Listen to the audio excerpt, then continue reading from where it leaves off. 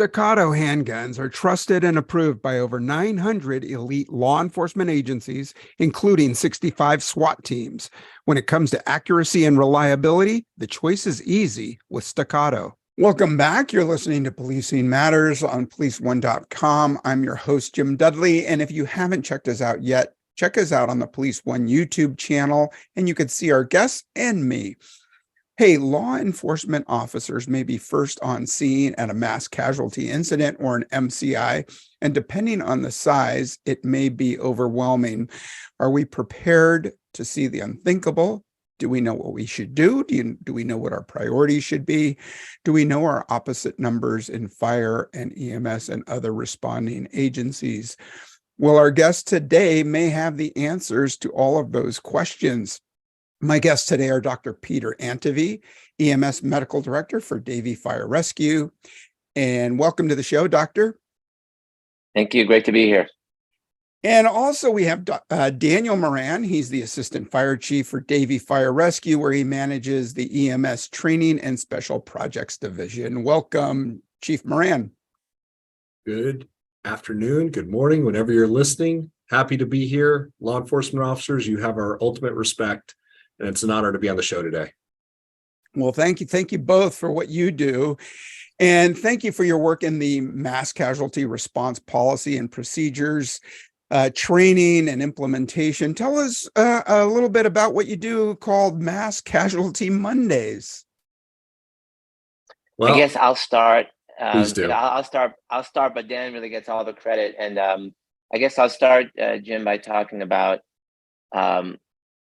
my experience at Parkland back in February of 2018, which really made me understand very, very clearly what the role of police, fire, and EMS are at these MCI events. And I can tell you that day, I'm so proud of what I saw from law enforcement and the actual work that they did. What many people don't know is that the 17 folks who survived that day, who were severely injured, who ultimately survived, all of them were treated by law enforcement. So many people think it was, EMS got there first, and we put on tourniquets, we put on chest seals, we stopped the bleed. When in fact it was PD, it was SWAT, and then we ended up receiving all those patients outside with all those items already placed. And so fast forward to my work with Davie Fire Rescue and an incredible human being, Chief Moran, who really came up with this concept, and I'll let him describe it. But it's that combination of police and fire and EMS together that really makes the difference.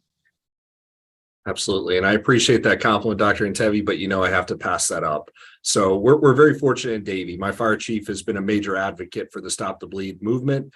She was actually recognized at the White House for a model agency in a model city because of her efforts to get the Stop the Bleed kits out there to the community, which I hope we'll talk more about later. So between her efforts and her motivation, and Chief Gonzalez, who's our operations chief, and us coming together and saying, okay, look at all these mass casualty drills, look at all these mass casualty incidents. What are the after action items that are the common themes? What items do we constantly and consistently see pop up during these after actions that we can really focus on and turn these into learning objectives for a training program? So as we began looking at that, the common items you see are communication, unified command.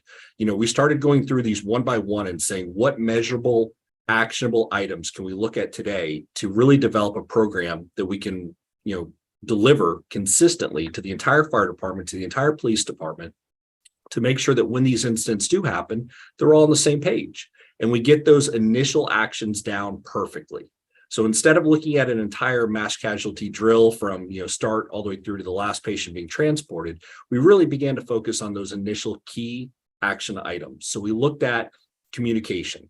We know tactical command, unified command is so important. That link up between fire and police really sets the tone for the entire incident. And we know that shared communication is literally life-saving communication.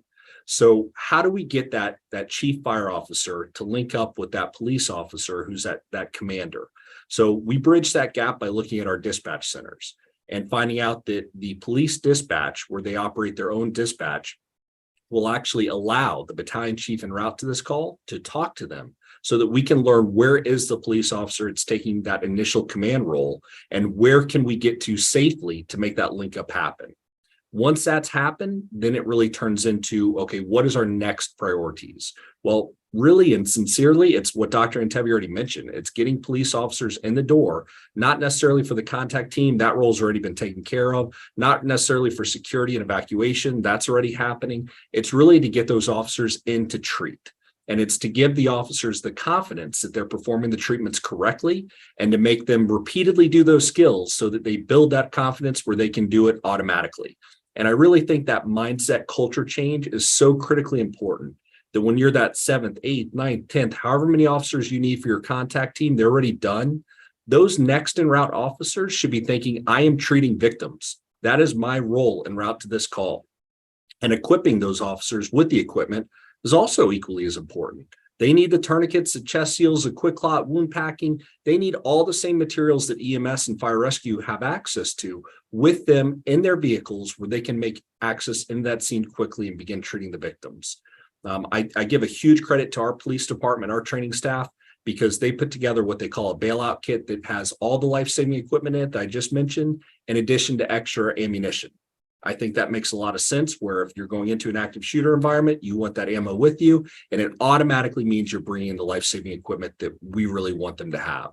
So I've spoken a lot about it, but I want to go back to Dr. Intevi because we really reached out to Dr. Intevi and Dr. Pepe to say, here is our plan based on looking at the after action items. What else would you like to see from our officers? And can you come out to these Mondays and be in the room while the officers are doing the treatment? That way they have the highest medical authority on scene telling them, hey, here's the techniques, here's the little things to watch out for. So I want to make sure we give proper credit to our medical directors. So Dr. Intevi, your thoughts on that? Yeah, you're very kind. I really appreciate that. What I remember very clearly, Jim and Dan and I would sit on these, on these sessions at an old abandoned church, and you would see the police officers very reticent to actually get involved. This concept of I'm going to be doing medical stuff was foreign to them. By the same token, our fire and EMS personnel were on the scene, and they're like, wait a minute, hot zone, warm zone, you want me to go in there? It's taken some time, and we've been doing this for quite some time now, but if you come to one of these drills, you cannot discern who's PD and who's fire and EMS because the relationship has gotten so close. The skill set has now crossed over the understanding of what's important, who's there first, PD, and then who ultimately ends up getting the patient secondarily, which is fire and EMS. That understanding doesn't happen with a PowerPoint presentation. And so I have to give credit to Chief Moran and my entire fire department and my police department for bridging that gap, and to see that brotherhood and sisterhood that has developed over time is really something that it's been magical. And I'm just very grateful to be a part of it.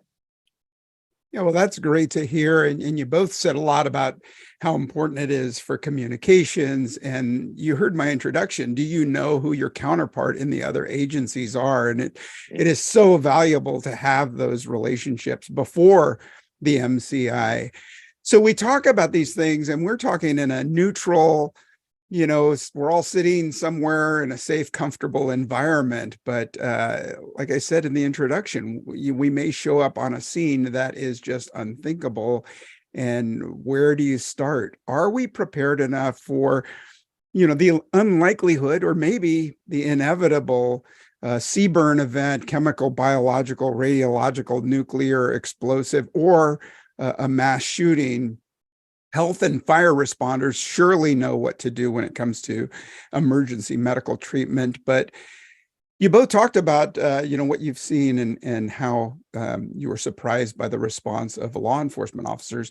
What gaps have you seen in law and public safety response as far as training and capabilities as first arrivers on scene? Pete, you want to take that one? I'll Sure. go after you. So, I would go back to kind of that first discussion point. One of the keys to success, I think, is trading the trainers. So what does that mean? I think fire rescue should be teaching all police officers high quality CPR, AED, stop the bleed, nasal Narcan administration, and everything else the officers are doing out there. Again, you have our ultimate respect. It's amazing how far we've come with what law enforcement is expected to do on these scenes and how well they are trained in them. To that point also, I shouldn't be training on ballistics. When we were issued ballistic gear, our protective vest, helmets, and everything, I'm not an expert in it. I've never worn it before.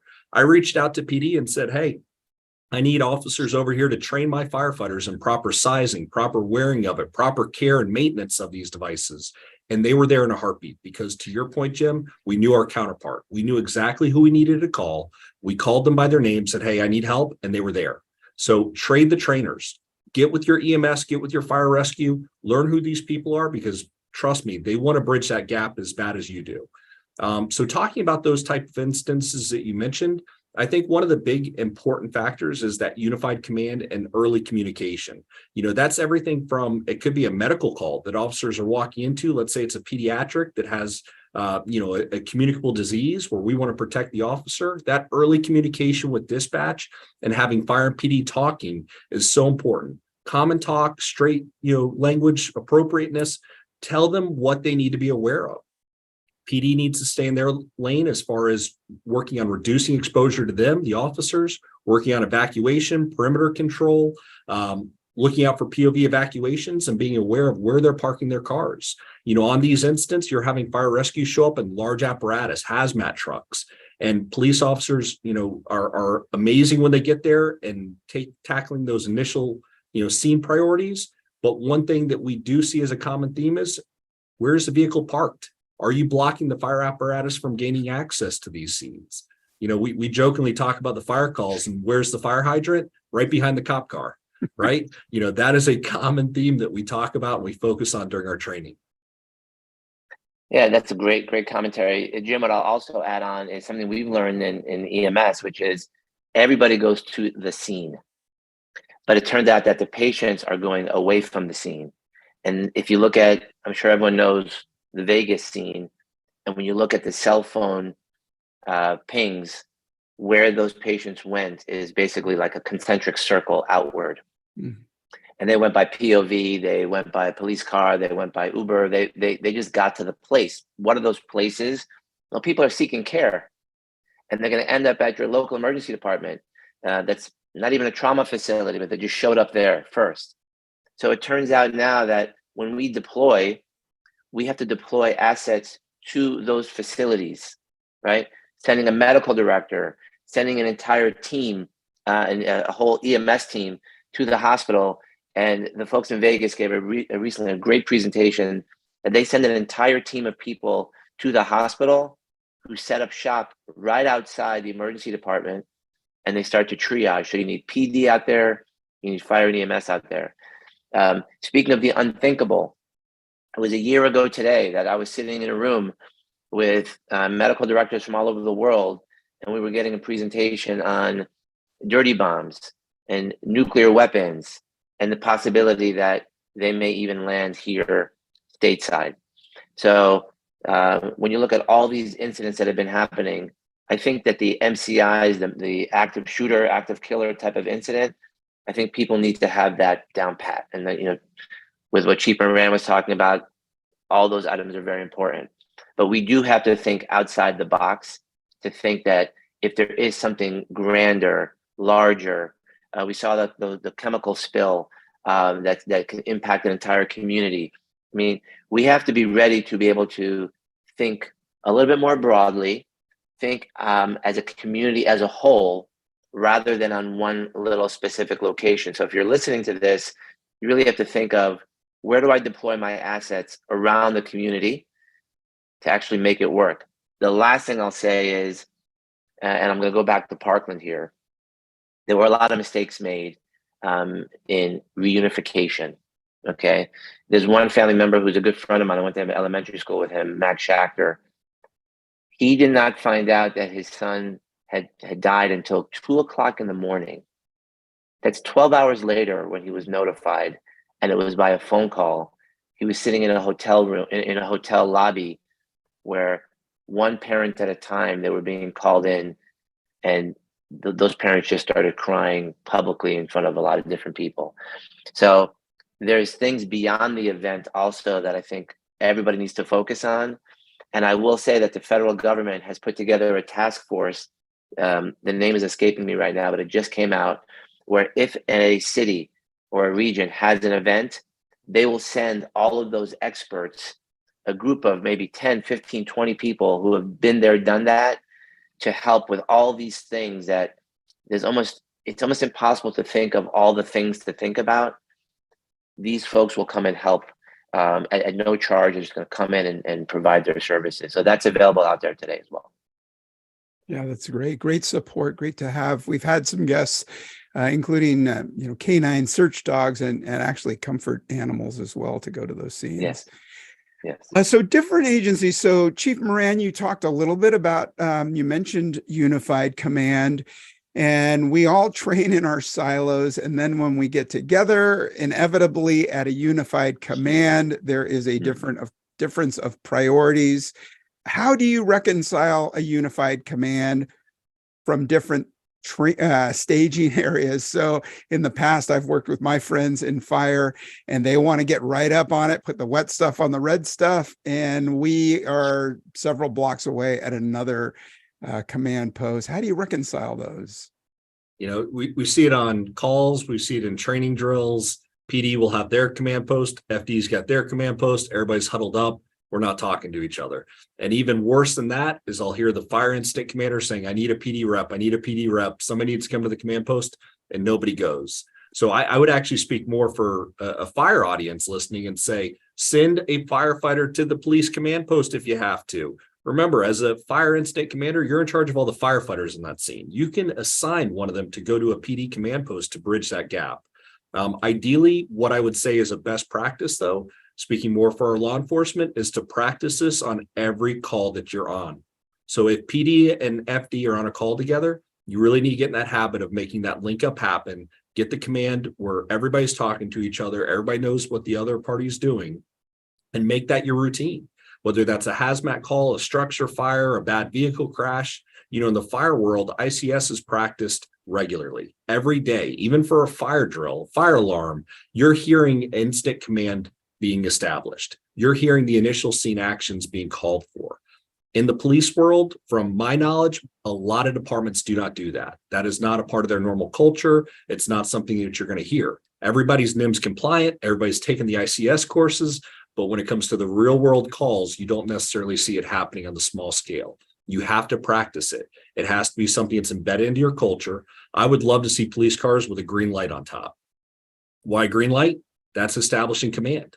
I would love for that first officer that doesn't need to take scene action to say, I'm going to establish that scene command, turning on a green light on my top of my roof, and let FD know exactly where to park their command vehicle, and make that a part of your normal culture. Sure. And of course, for those extended MCIs, we might fire up the EOC, the otherwise command post, where we do have public health and EMS and fire and police all in one spot. We break it down into, ops and plans and administration and staging and all of that. So we do have some common operating platforms where we can all talk, and that would be the best bet, right? Other than our own independent DOCs. We often are continuing to add duties to law enforcement officers, and over the last 3 or 4 years, we've started to reassign some of those duties, maybe to civilian operators. But realistically, cops are first on scene. They're the only ones inside active shooter zones or hot zones. Shouldn't we be doing more EMS training for law officers, Doctor? 100%. And as Dan alluded to earlier, and in my experience in my other agencies, where we're very blessed in South Florida to have really forward-thinking fire chiefs, city managers, etc., we learned the hard way, unfortunately. And I can say to you that the only reason that we were so prepared at Parkland is because there were several events leading up to Parkland that didn't go well, that didn't have incident command, that there were errors made. And we put our heads together years before Parkland. and we started training up our PD. We started kind of working in unison together. It turns out that on February 11th, so just a few days before Parkland, myself, Dr. Pepe, and some others, we were actually putting on a Stop the Bleed course. It was a Saturday morning. And who did we have there? We had the city commission from 5 different cities, mayors, commissioners. We were cutting open, I wasn't cutting open the cars. I wish I could, but right, they were putting them in bunker gear, cutting the cars open. We were doing Stop the Bleed, wound packing. We did all of that just days before Parkland. So we had already moved to, let's get the civilians involved, right? And then, kind of a moment that was very interesting to me is when Scott Pelley was asking me questions on 60 Minutes, and he said, what do you see as the future? This was back in 2018.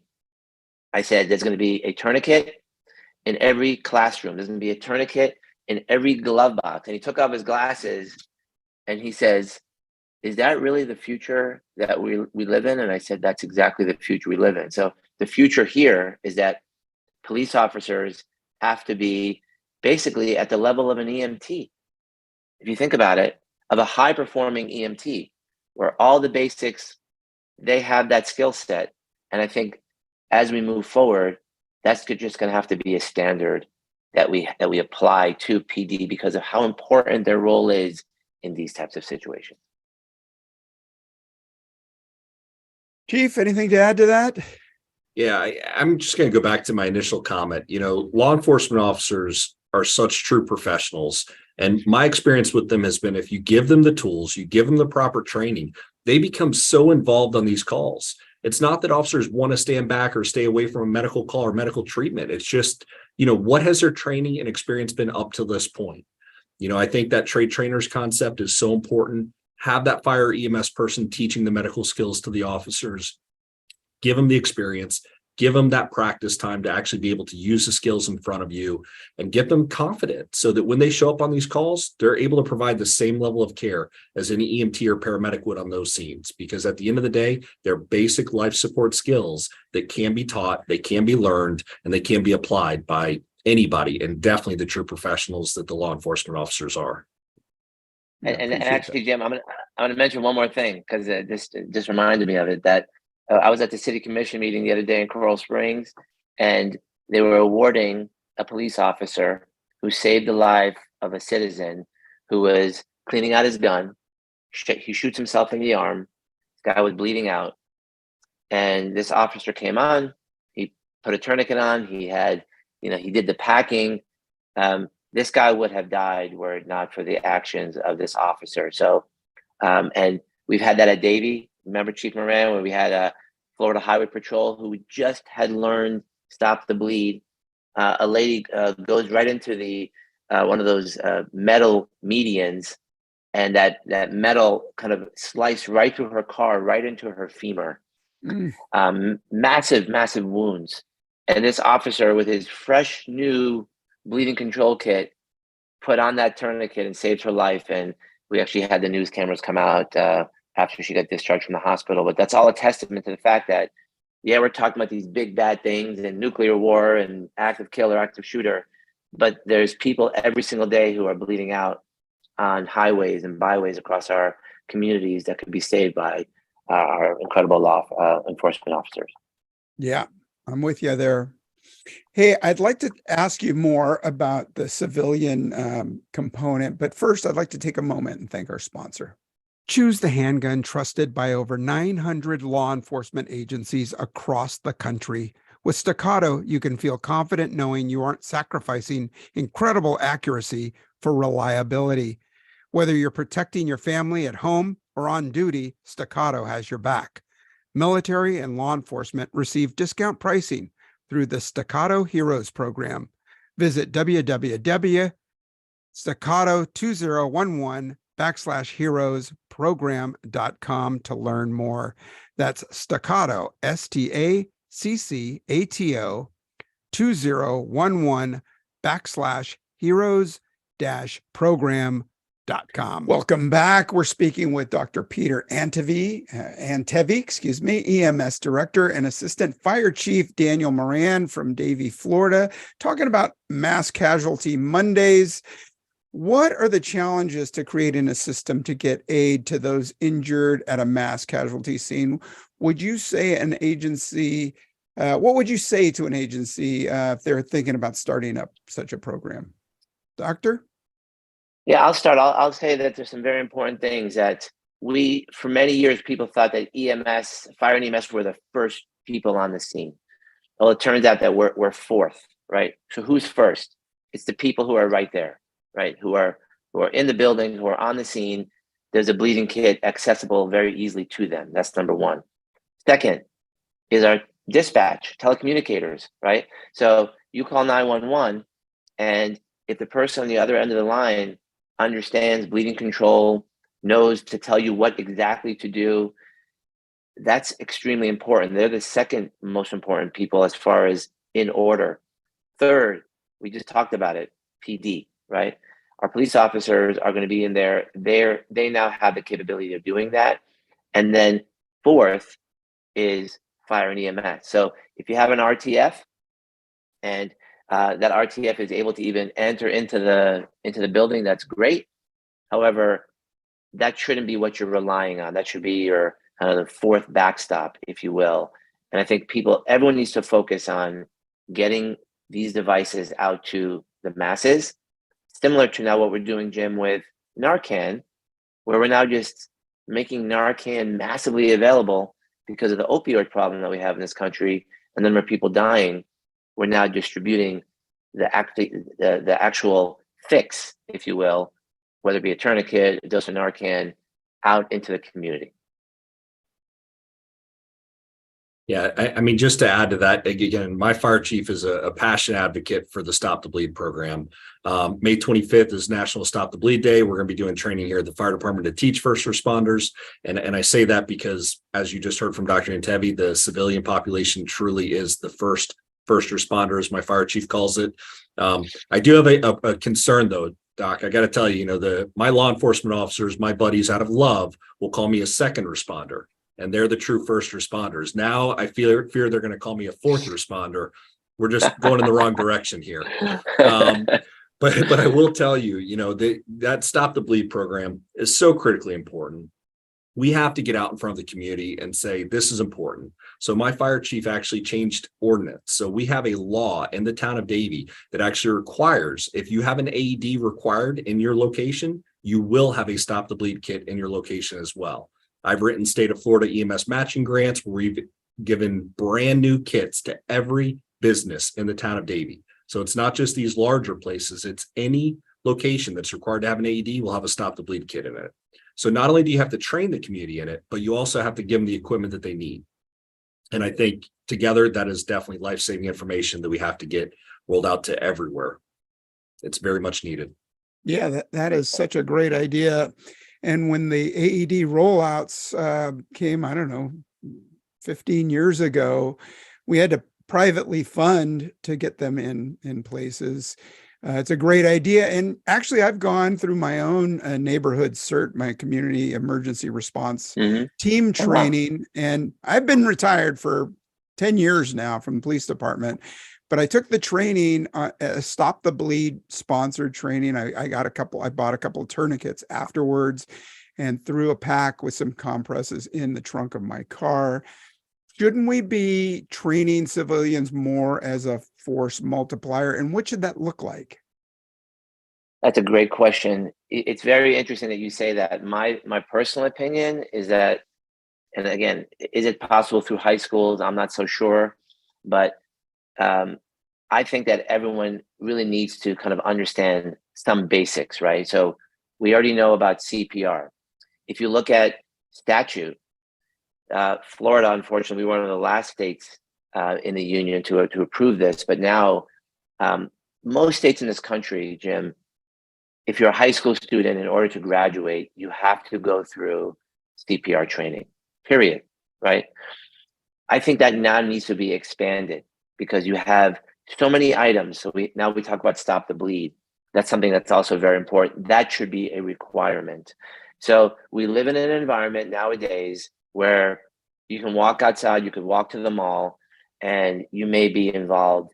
You may be someone like at the Boston Marathon who's just there to help, and all you have is a belt that you can put on. We're talking about issues that are what I call in the seconds to minutes category. And we cannot expect police and fire to be there within a minute or 2 minutes or within seconds. However, there's pretty much always a civilian around. And I know that today, every single day in this country, that there are people dying because there's a civilian who either wasn't prepared, wasn't taught properly, or didn't have the right tools to do the job. And we as a community, as a society, need to get to that place, whether it be, and I would start with the schools, to be quite honest with you. It should start in the high schools, and it should be a requirement so that as our young kids get older, it's just an expectation and they've had the training to go along with it. Yeah, I completely agree. Everything Dr. Intevi says is so important. The one word of caution I'll use is about the tourniquets. Always please buy them from a reputable company. And the reason I stress that is there's been a lot of studies that have actually shown counterfeit tourniquets failing when they're actually being utilized to save a life. Same thing with, you shouldn't practice with that tourniquet that you plan on using during the emergency, because that has a higher likelihood of failing as well. So buying an extra one for training, very important. Going up to your fire stations and practicing with them, very important. You know, we try and create this environment where our fire stations are a safe place for our officers. So when PD needs a bathroom break, when they need to get coffee, when they want to come by and have food, they're always welcome in the fire stations to go there. And hopefully everybody listening has that same relationship. And if you don't, start to bridge that gap. I think the majority of public safety needs to be on the same page, working close together, having a good relationship with each other.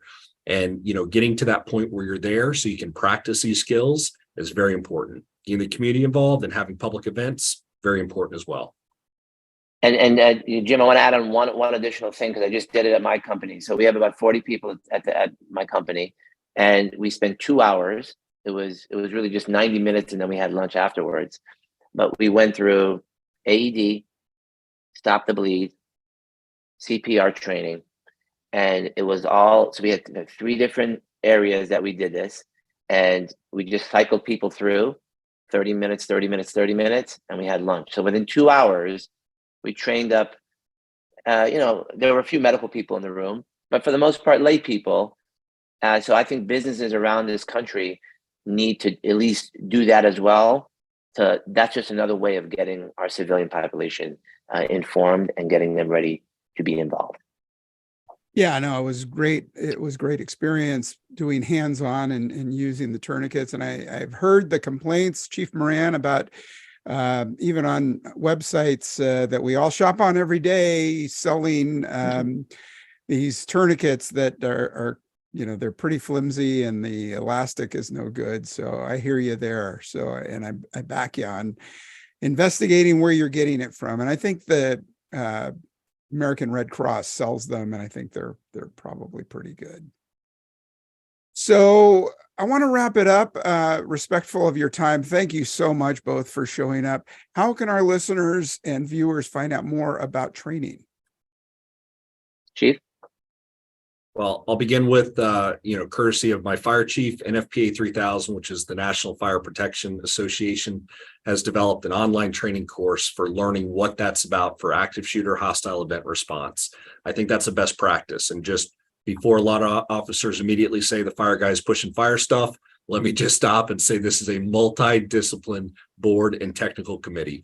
There's everybody from, ATF, FBI, DOJ, every state law enforcement. I mean, this is a heavy law enforcement represented committee. And the intent of that is to roll this out correctly to say, let's all get on the same page for how to best respond to these incidents. So they have a 3-part online module that you can go through to learn NFPA 3000 and become more familiar with it. Stop the Bleed, definitely great website, great organization to learn from. They have their full PowerPoint accessible, so you can download everything you need to actually teach us information and learn it. I'd also like to brag, what Florida accomplished with the active assailant response policy. They just passed a House bill to make this a requirement. So now every law enforcement in Florida is required to have an active assailant policy and to train in that annually. So I think that's going to force a lot of agencies to bridge a gap between FD and PD, if there is one, and really get on the same page for how to trade trainers start working with each other and know how to respond. Alert would be my final recommendation, and I'll provide all these links to you, Jim, just so you have them. Alert is another great organization that has course catalogs online, so you can look at all the training programs that they offer. We highly advocate for that as well. Great. Yeah. And also, Jim, Chief Moran mentioned some amazing things, and I think that Florida is leading the way, and really because of Parkland, there's now the Guardian program also that law enforcement needs to be aware of in the state of Florida, where lay people can now go, and they have this rigorous background checks, et cetera. They have to go through training programs, et cetera. But the state of Florida is now allowing there to be guardians on school campuses after a rigorous training program. There's also, there are programs now that require teachers to go through programs where they learn what to do and how to do it on those scenes. And then the last thing that I mentioned earlier that I just found it's the Mass Violence Advisory Initiative, the MVAI. I would encourage everyone in law enforcement to look at that and to understand that that is it's just a pool of very experienced people that they have access to. What's very interesting, I'll comment, is that when I asked Max, I said, "How's that going?" I said, "There's been a number of recent shootings." He said, "It's interesting when the MVAI calls up and says, 'We just heard what happened. We're here to help.'" He says 100% of the time they get, "We're okay. We got this covered." So I would like to see in the future, not just the training that we're talking about, but for people to understand that there's collaboration that has to happen. It's okay to reach out for help. For those of us who have been through it, we can see around some of the corners that other people can't, not having gone through it before. Absolutely. Good points. Good resources. I would like to add that FEMA, of course, is free training. Get you up on your ICS, civilian training for 100 or 400, 700, 800. TEACS for law enforcement, fire, and public health, where you could train as a team. It's also free. Yeah, great stuff. Thank you so much, Dr. Peter Antevi and Assistant Fire Chief Daniel Moran. Appreciate your time today. Thanks, Jim. Great to be here. Thank you. And for our viewers, let me know what you think. Check out the links below in our show notes and take a look and see what they're doing in Davie, Florida. They're doing some really good stuff with their Mass Casualty Mondays, and they're getting the whole band together. So take a look and see what they're doing and check it out. All right, take good care and talk to you real soon. Thanks for listening. Thanks for watching. I'm Jim Dudley.